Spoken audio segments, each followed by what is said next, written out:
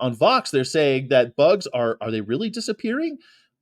I think it's true. I mean, I used to drive through America when I was young, and now I drive through now. Vox Reader, is there really an insect apocalypse happening?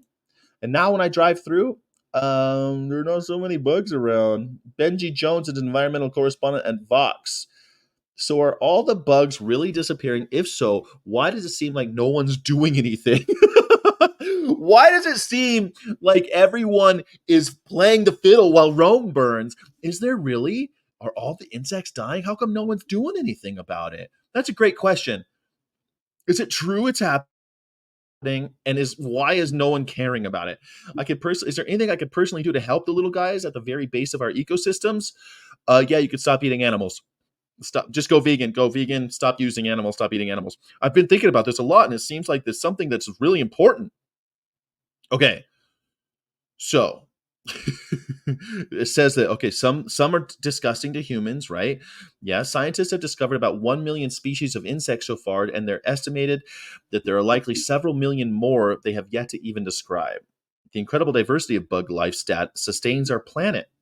Yeah, sustains our planet.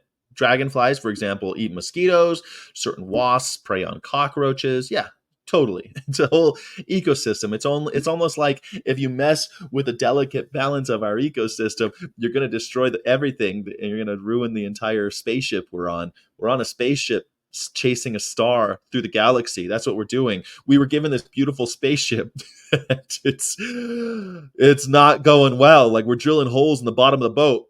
Um, but that's why recent headlines of insect apocalypse is that's so alarming. A world without insects is not one you want to live in. And yeah, well, they're saying that yeah, this is happening. I spoke with someone from who knows insects better than anyone, executive director of Circe's Society for Invertebrate Conservation, a nonprofit that works to protect insects. He's been with the group for more than 2 decades. Oh, look at this little guy! Look at this little predator!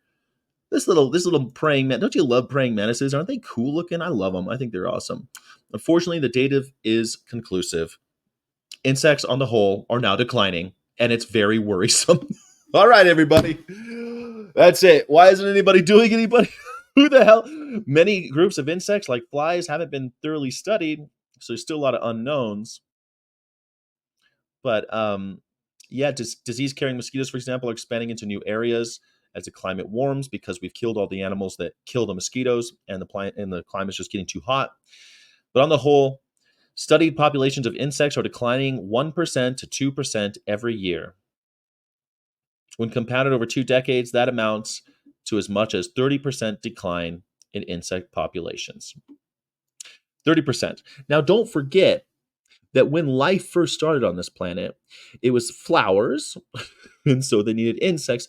Insects and flowers kind of grew up together. They evolved together. They were the first ones here. Is this the end of the? Maybe this is the age of man.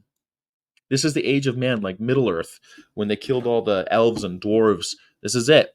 Do you want to live in a world where it's just humans?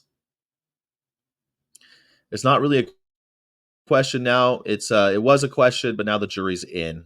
We're gobbling up insect habitat like prairies and forests with our farms, buildings, and homes. There you go. He points out there are some 40 million acres of lawn in the United States, bluegrass mostly, which has replaced native habitat. Very few animals can live off of bluegrass. It's a giant monoculture. Look at these dead bugs. Yeah, all the butterflies in the Midwest are dead, and you add climate change, and that's killing everybody. Droughts, extreme rainfall, hurricanes, and we're killing all the bugs. That's it. But it also affects all of the animals, of course.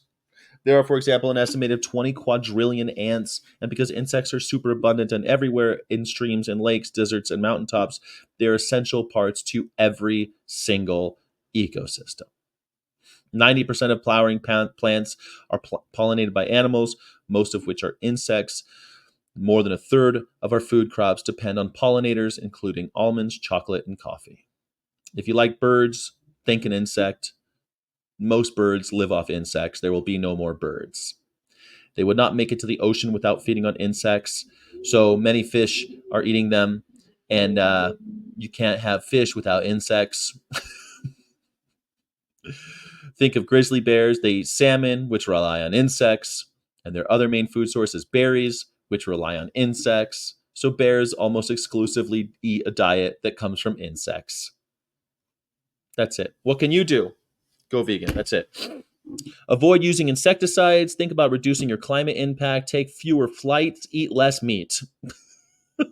it's like it's like you know what it feels like? It makes me think of when you go to Vegas, right? You go to Vegas and they give you a little card, and on that card it tells you how to win at blackjack. And if you follow the instructions on that card and sit there long enough, you will win. It's a surefire system. You hit on this, you hit on that, and they'll give you the card. You can hold the card and play the game, and they won't stop you. You'll have to play it for a while. And the house has a razor thin advantage. But they will lose to you if you follow these instructions that they'll give to you for free. But no one follows it. Nobody follows it. They know they can give that to you because they're also going to give you free drinks. And you're going to look at this and be like, "Huh? Another vodka tonic, please." And then you're going to drink your vodka tonic, your vodka cranberry, whatever your drink of choice is, and you're going to play exactly the opposite of what the card told you to do. But here, the only intoxicant is money and convenience, laziness. And so while we're all being told, hey, take fewer flights, eat no meat. If everybody cut back their meat consumption only 10 or 20%, that would be huge from a climate change point of view. All right, great. Maybe we should stop subsidizing it. And then it will go we could cure climate change right now by erasing subsidies. Will it hurt the economy? Yeah. Yeah, but money isn't everything. Planetary health is more important. God damn it, Bartleby. Change your exterior lights. Switch to motion activated lighting and choose red or amber colored lights that face down. White lights are terrible for insects. They are also terrible for migratory birds. This is something you see in places like Florida because the sea turtles they're trying to navigate, and you see red lights. Shit.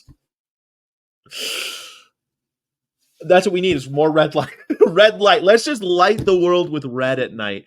Like which seems that's it's probably more likely. We'll just use red lights. That's probably but taking fewer flights and eating fewer animals. No, no, no. We got to wait in line at fucking Chick-fil-A, wait in line at McDonald's, and we got to do that instead.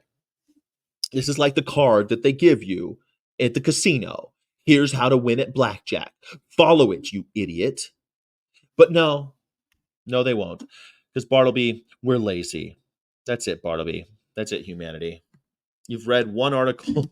Great. But what's heartening, Black said, is that let's hear some good news. Is that in his nearly 25 years of work, he's seen support for insects swell dramatically. There are tens of millions of people across the world now who garden for pollinators, he said. There's a growing movement gardening for pollinators. That's a nice twist at the end, huh? Nice twist to the knife. There's some people that are gardening. That's not going to solve the problem, Bartleby. Oh, Bartleby. Oh, humanity.